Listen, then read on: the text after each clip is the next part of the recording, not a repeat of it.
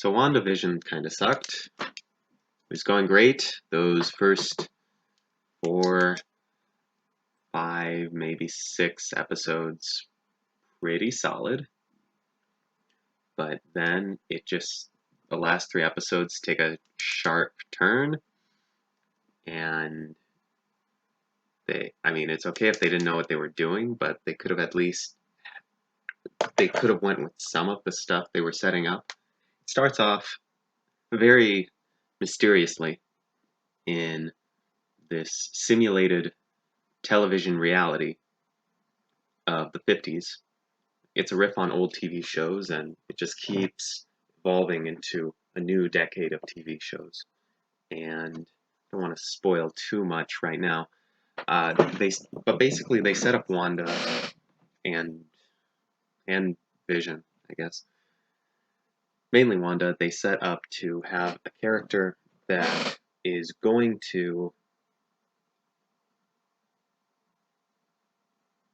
have some self-reflection. Someone who needs to understand the villainy within herself and deal with that head on. Which is a great setup. Like, hey, I've been through a lot. I messed up. I have to look at that. And it ends up being, oh, I actually don't have to look at that. I just have to embrace the fact that I'm the most important person in the universe. That's how the show kind of ends.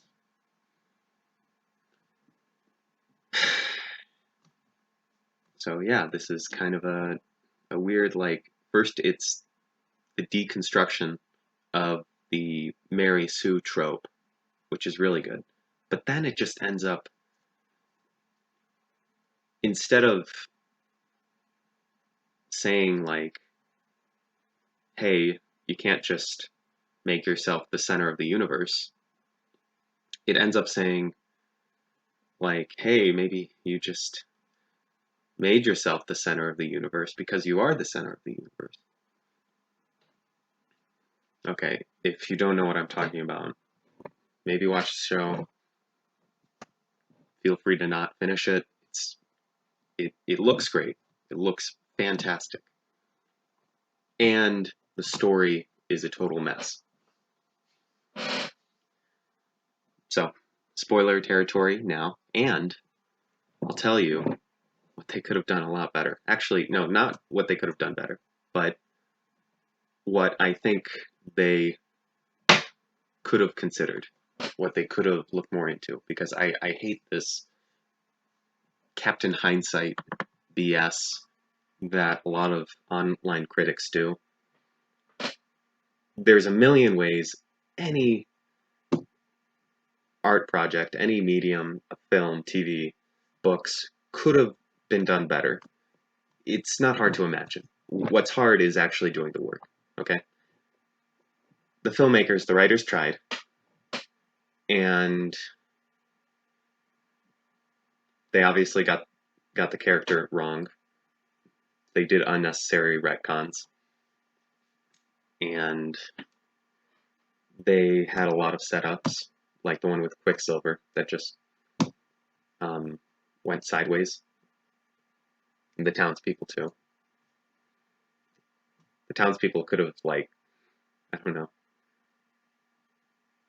The wrong things Wanda did, like, she could have answered for a lot more, but instead she just got away with them. And she made the villain live with the townspeople in the end, which is weird. Like she put the villain, Agatha, in some kind of mental purgatory, and she made Agatha live with the townspeople who they just witnessed torture. So now not only does Wanda get away scot-free and she gets to live in the woods and forget everything she did, the townspeople have to live with the evil sorcerer who could have killed the universe and Like they have to pretend it's normal or something. It's gosh dang it, oh my gosh. She could have put Agatha anywhere else, but she made her live in, what is it? What's the town's name again? Riverdale or something? I don't know. Um, Westview, West Point. Um,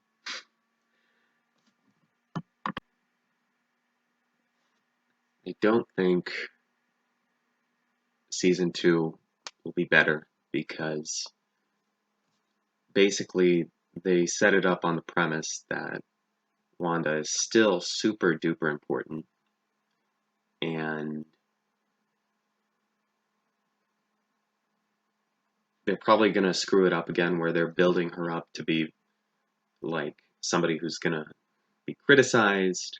They're probably going to ruin it again by saying no, she's actually important, her being able to like magically undo everything. It's a fun show. It, at the same time, it cuts some of its characters too much slack for doing really dumb things.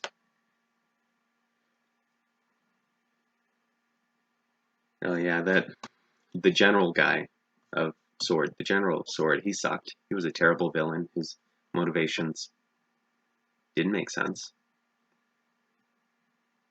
Not really what I'm interested in here, but I thought I'd get that out of the way. All the side characters were pretty much unnecessary.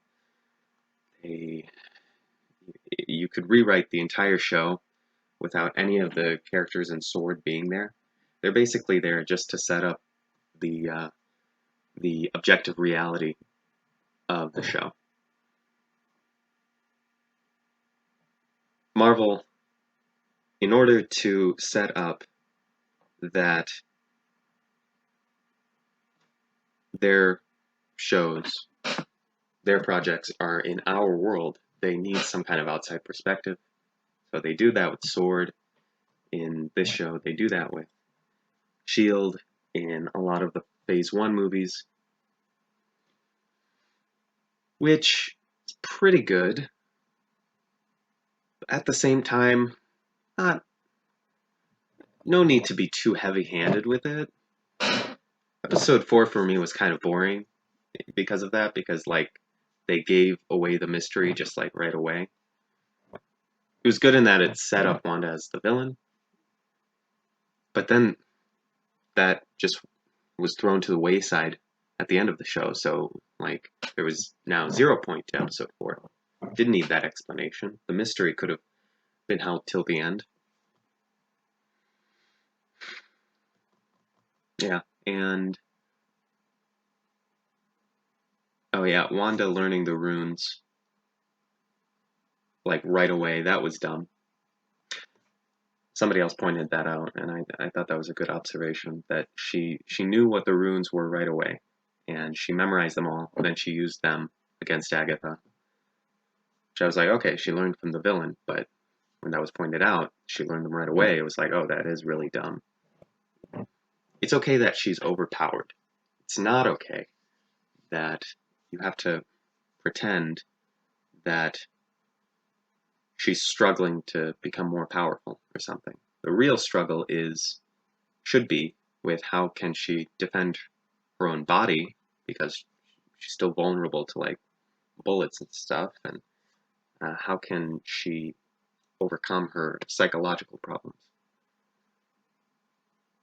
which was kind of a focus, but not really. They didn't need Agatha either. Wanda was an okay villain by herself, or the general could have been done way better. He could have had like a real motive. Like, yeah, Wanda is dangerous. That's a great motive.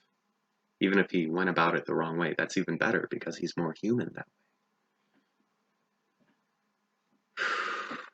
Maybe they thought they couldn't sell as many toys if Wanda looks really bad. If she's likable enough, you'll sell toys. Just like let her have good conversations with people and she'll be likable and she can be a villain too, and that's totally fine. It works out.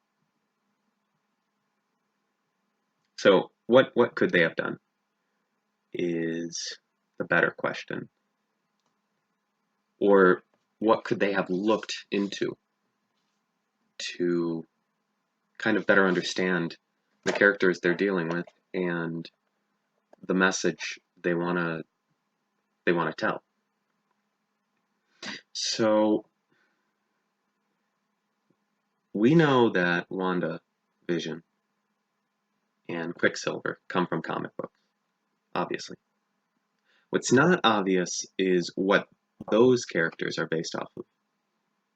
So, starting with Vision, just because he's maybe the easiest. The story of Vision begins where Ultron creates him as a herald against the Avengers. And he tells him, "You are my perfect Vision." And Vision fights the Avengers, and eventually they turn him good. So, if you saw the trailer for Avengers 2 in 2015, you know that some of Ultron's influence comes from like a dark twist on Pinocchio. It also comes from the fear of AI, the rise of AI. So, kind of like man fearing his own creations in the modern age. Just a great perspective on where we're going in the future and how to try to deal with that. And something that movie could have done more of is kind of show that a little more. What logical issues do we have to deal with the rise of AI and stuff like that? And how much value does AI actually have of humans, autonomous of humans?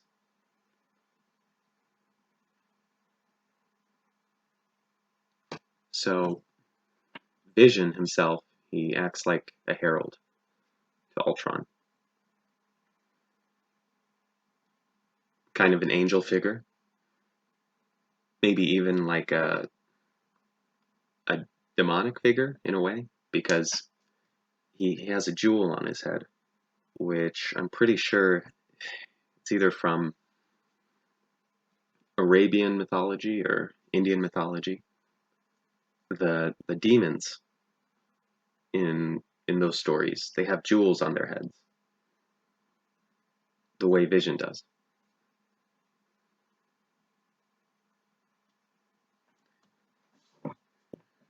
Yes, he's an android. Really, he's the android version of some kind of demon.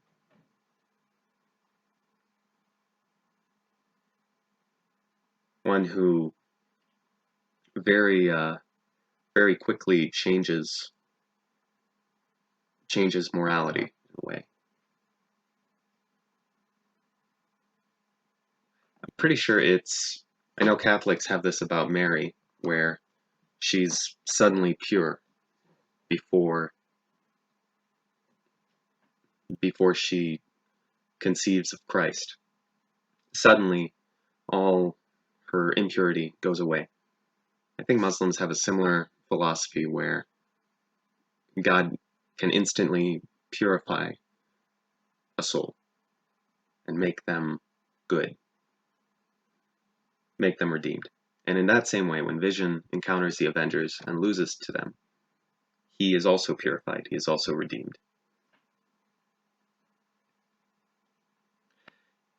Now, in our modern thinking, we would see that and say, well, that can't really happen instantly. That can't happen suddenly. You would have to actually change somebody's mind. You'd have to actually convince them of what is good. And you actually see that in the show, where the project Vision, the projection of Wanda's mind, he convinces the old body of Vision to be good. He convinces him to change just by purifying him, purifying the blue stone on his head. He's able to convince him to change.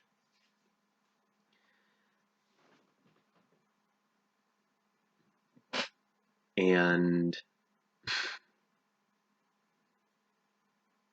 our modern perception doesn't really like that idea of human understanding to just be instantly touched and purified. So I think because it violates free will. So Vision, in order to keep his free will, he's not just purified divinely, he's purified by thought. He's convinced to change his mind. What does this mean? This means pragmatism, which is also related to Hegelian dialectics, where a bunch of different ideas in antithesis to each other are what create a new synthesis of ideas. And Vision is metaphorically and literally a synthesoid of different ideas. Ultron, Iron Man, the Hulk, Jarvis, he's a synthesis of all their ideas and all the ideas of his friends. Like before, he's willing to stay behind in Infinity War. Before, he's willing to stay behind in the hospital.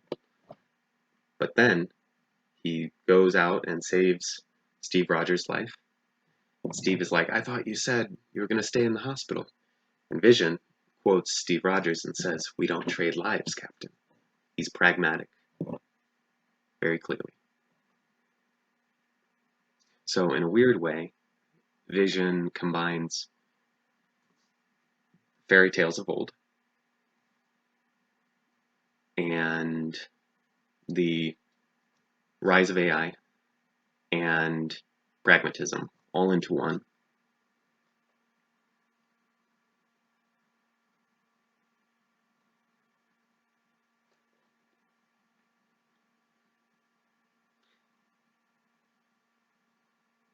Some old mythology too. Ultron wanted to convert the Wasp into a robot body, and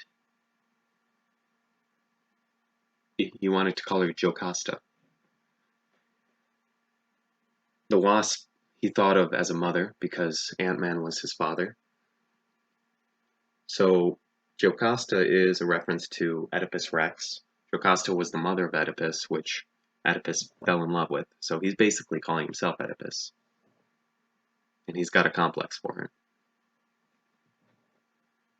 Well, what does that make Vision?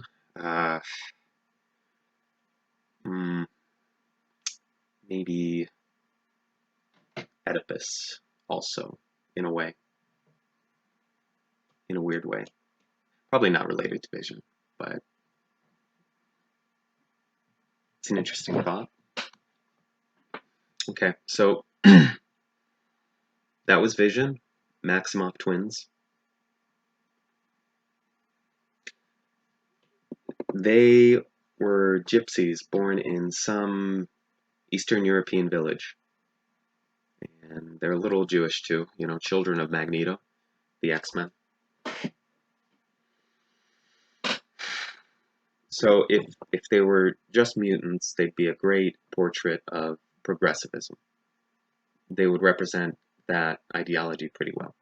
But because they have their own specific role in the world of X-Men, they have their own ideology to contribute as well. They're gypsies. And they represent Eastern folktales pretty well. Not just Eastern ones. Because like Scarlet Witch is a witch and Quicksilver is himself. Maybe even older mythologies. So Quicksilver, he like he's in blue and white. Comparable to Mercury, sure. Same name, kind of. God of speed. But also the hair. It's represent. It's similar to ghosts because it's ghost white.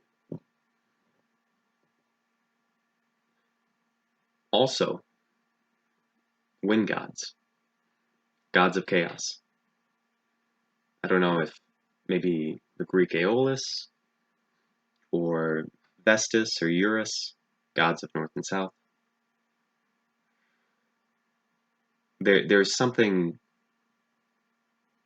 there's something related to wind in the shape of his hair.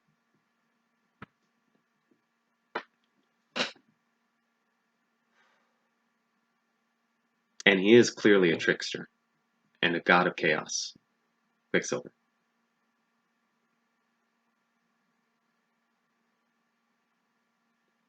Not sure if there's a fairy tale that is similar to that.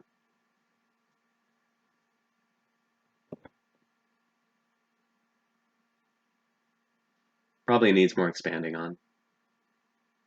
We'll have to see. Scarlet Witch, on the other hand, might be easier because there's a lot of fairy tales with witches, like Sleeping Beauty, or fortune tellers, like Beauty and the Beast, I think. Yeah, well, she's kind of both. The witch at the beginning, she tells the fortune and she casts a curse. That's the role of villain, pretty clearly. Always in fairy tales and in Shakespeare, Macbeth. The witches are antagonists, but very attractive figures for women because they have power that is not physical, but is still something to be afraid of.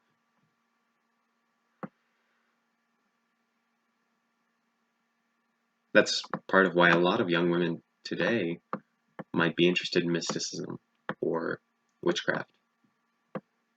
A lot of pagans online, you'll see, are young women. People who don't need physical force. They only need their words. As women, they love words, they love to use their words. They find their power in socially dominating people. They could find their power in the rumors they spread. So that is attractive to women, to find their power in their words, the way a sorceress would, or a witch. So, that being said, all three characters have their roots in fairy tales. And I guess modern mysticism, Wiccanism, paganism, that is also a modern ideology. A great contrast to pragmatism, especially because vision represents the fear of AI and also the embrace of AI, while Scarlet Witch represents the fear and embrace of mysticism, paganism, sorcery. A great contrast to each other, not just because one is technology and the other is magic, also because they have radically different worldviews and they still work together as one. And when they're together, they're a great representation of the unity between masculine and feminine. Which you could also actually say when you couple Scarlet Witch with her brother. that they also represent the unity between masculinity and femininity. And that may be part of why, in the Ultimate Comics universe, they are also a couple. It's kind of like a gross view of the unity between the masculine and the feminine. It's kind of like a corrupted version of that. But they could have also gotten that from the fact that royal siblings in Egypt, in medieval Europe, and Arabia, at some point in history, they were couples too. They wanted a pure bloodline. Yeah. So there's a lot to take from history and mythology here. And I hope these characters are more appreciated in the future, because there is a lot to talk about in terms of where human history is headed and how much we understand our own past. And I'm sad that the show misused these characters. And it feels misused because the story sucked and the characters, like, or at least Scarlet Witches, everybody else was pretty okay. I mean, while Quicksilver and Vision weren't bad, maybe more could have been done with them. Otherwise, they were all right. I wish Vision called her out, called Wanda out on her BS a little more, because she did a lot of BS. Nobody held her accountable. Nobody, especially, Monica Rambeau, who just, like, she was like, yeah, I would have brought my mom back too if I were you. Oh man, she just brought back slavery, and you're talking about your mom? What are you doing? Yeah, Scarlet Witch was ruined, kind of, because everybody held on to her BS. Apparently, she put a spell on the whole world to not call her out on her BS. That's what it looks like. And what it says about the show is that we don't understand our past. We don't really have a plan for where we're headed. And whatever villainy we ourselves may put out into the world, we may find a way to justify it, and things could only get worse unless we review our past, and unless we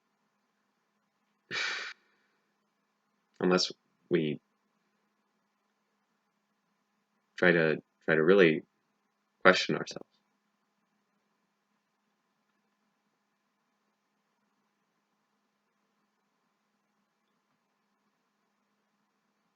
I did not see this rant headed in that direction, but I think that's a great takeaway, that we need to, all of us, we need to review the past, try to understand the past, try to understand what people in the past did, and in that, take ourselves as another example. And don't say, I could have done the past better, or I'm great as I am, but say, how can I learn from the mistakes of others? How can I do better? How can I prevent my inner villain from taking over? I think I can't see a better takeaway from the show. So, yeah. If you listened this far, thank you. That's awesome. I wish I had a plan for what I was talking about, but